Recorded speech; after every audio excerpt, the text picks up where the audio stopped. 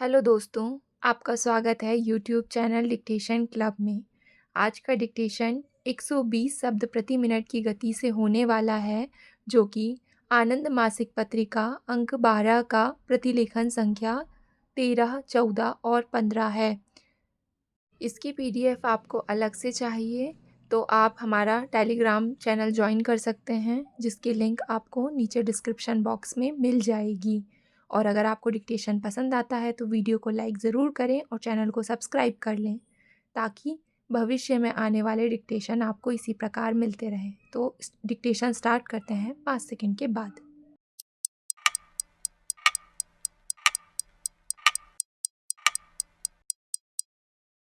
महोदय, ऐसा करना न केवल अनुचित और रियो की भावना के विपरीत होगा, बल्कि मूर्खतापूर्ण और अनावश्यक भी होगा।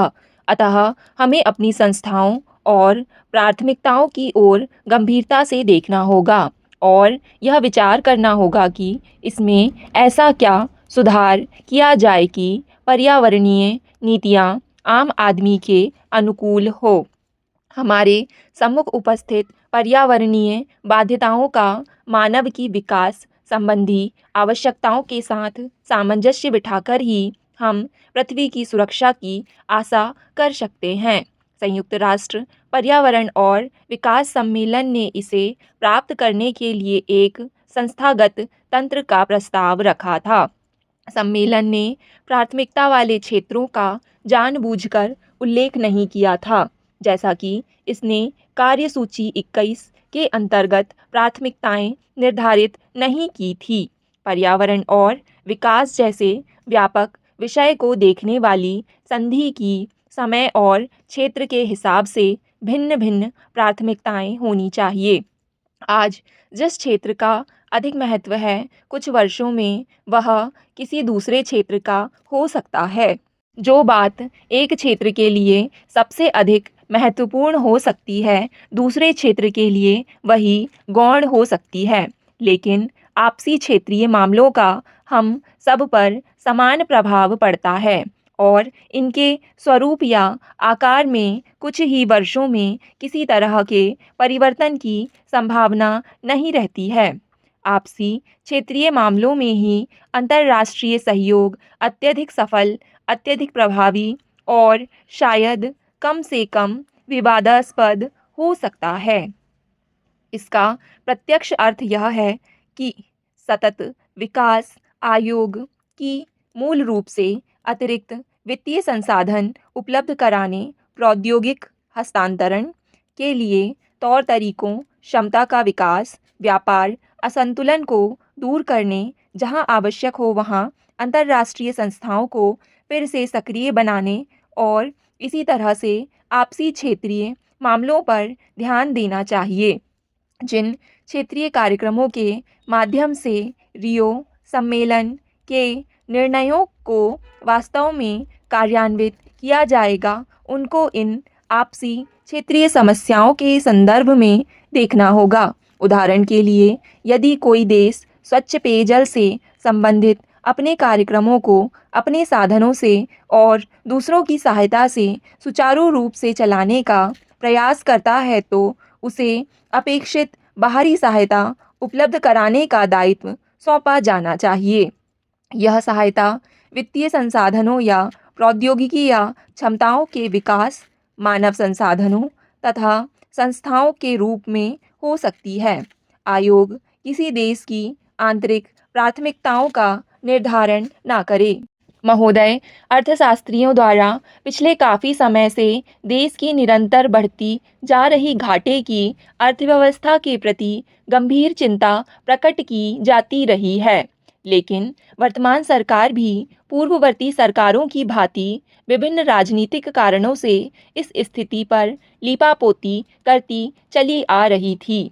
अब जब सरकार को यह चिंताजनक स्थिति सभी सीमाओं को पार करती हुई दिखाई देने लगी, तो उसे विवशता में इस पर अंकुश लगाने के लिए कुछ अलोकप्रिय कदम उठाने पड़े हैं।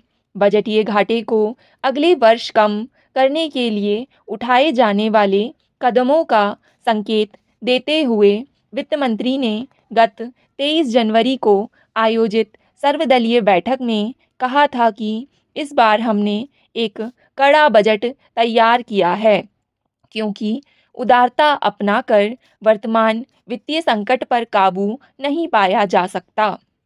राज्यों के मुख्यमंत्रियों के साथ हुई अपनी बैठक में भी वित्त मंत्री ने इसी प्रकार का संकेत दिया था। इन मुख्यमंत्रियों का कहना था कि उन्हें भी अपने अपने राज्यों में आर्थिक संकटों का सामना करना पड़ रहा है। उद्योग व्यापार चैम्बर के नेताओं के साथ हुई अपनी बैठकों में भी वित्त मंत्री प्रायः देश की कठिन आर्थिक स्थिति का उल्लेख करते रहे हैं। इन सभी बातों को देखते हुए यही अनुभव हो रहा था कि सरकार को कुछ ऐसे कदम उठाने को विवश होना पड़ेगा जिन्हें वह अभी तक उठाने में हिचकिचाती रही है। इस स्थिति में सरकार के समक्ष दो ही विकल्प थे, या तो वह करों में वृद्धि करती या फिर वर्तमान में दी जा रही विभिन्न रियायतों या आर्थिक सहायता में कमी करती। जहाँ तक बढ़ाने का प्रश्न है, तो अब इनमें वृद्धि की संभावना कम ही दिखाई देती है। पिछले कुछ वर्षों में सरकार ने करों से आय बढ़ाने तथा कर चोरी को रोकने के लिए व्यक्तिगत आयकर व कंपनी करों में कमी की है। सरकार ने काले धन को देश की मुख्य धारा में लाने के लिए पहले स्वैच्छिक आय घोषणा योजना शुरू की थी, जिसमें लगभग 13,000 करोड़ रुपए की आय हुई। विभिन्न विवादों में फंसे बकाया करों की वसूली के लिए समाधान योजना शुरू की गई है, जिसके अंतर्गत सरकार को देश भर में अब तक 51,000 आवेदन पत्र प्राप्त हुए हैं और इससे अपर्याप्त कर प्राप्त होने की आशा है। कच्चे माल तथा अन्य अनेक सामग्रियों पर आयात शुल्क में काफ़ी कमी की है। मैं प्रायः सोचता हूँ कि हमें इन विषयों पर कैसे कार्रवाई करनी चाहिए। इसके लिए कई संभव दृष्टिकोण हैं।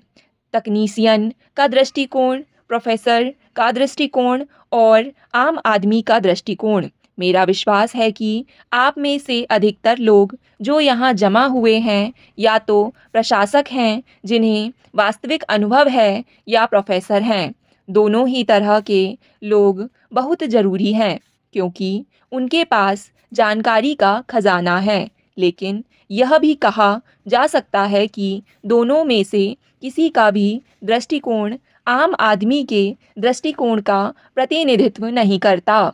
मैं नहीं सोचता कि आम आदमी का दृष्टिकोण बहुत जानकारी भरा या सहायक हो सकता है। फिर भी उसका अपना महत्व है, क्योंकि आम आदमी का महत्व है।